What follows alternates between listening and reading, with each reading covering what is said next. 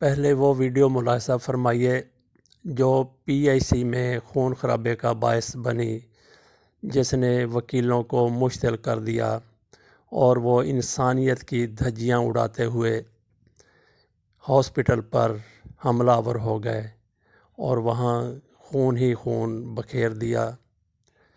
लीजिए, मुलाहिज़ा कीजिए वो वीडियो जो डॉक्टरों की तरफ से कहा जाता है कि वकीलों के साथ सुलह होने के कबल की है। इस वीडियो में डॉक्टर वाकई वकीलों का मजाक उड़ाते हुए नज़र आ रहे हैं, लेकिन ये वीडियो सुलह के पहले की है। मुलाहिज़ा कीजिए।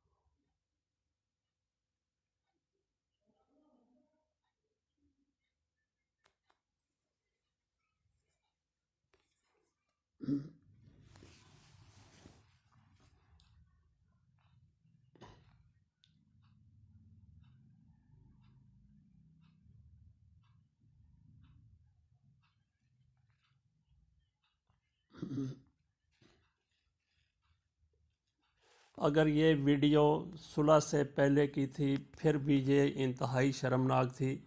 ऐसी वीडियो सामने आनी ही नहीं चाहिए थी। बहरहाल ये सामने आ भी गई तो इतना बड़ा जुर्म नहीं था कि आग पूरे हॉस्पिटल को, पूरे अस्पताल को, जहां मरीज़ भी हैं, दीगर डॉक्टर भी हैं, कसूर तो सिर्फ़ एक डॉक्टर का है या चंद डॉक्टर्स का है, आपने पूरे अस्पताल पर हमला कर दिया, मरीज़ों पर हमला कर दिया, कई मरीज़ मर भी गए।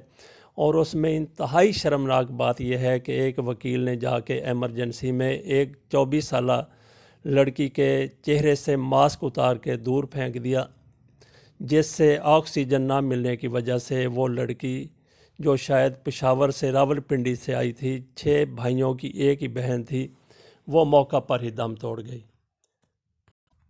अब उसी डॉक्टर इरफान की दूसरी वीडियो भी मुलाहिज़ा कीजिए, जिसमें वो माफ़ी मांगते हुए नज़र आ रहे हैं, माजरत कर रहे हैं, अपने किए पर शर्मिंदा हैं, जिसकी वजह से बहुत बड़ा सानहा रूनुमा हो गया और वकीलों ने दहशतगर्दी की इंतहा कर दी। उसकी कतई तौर के ऊपर कोई भी हमायत नहीं की जा सकती, कोई भी जवाब पेश नहीं किया जा सकता। अगर कोई वकला रहनुमा ऐसा कर रहे हैं तो वो फिर दहशतगर्दी की पुश्त पनाही कर रहे हैं।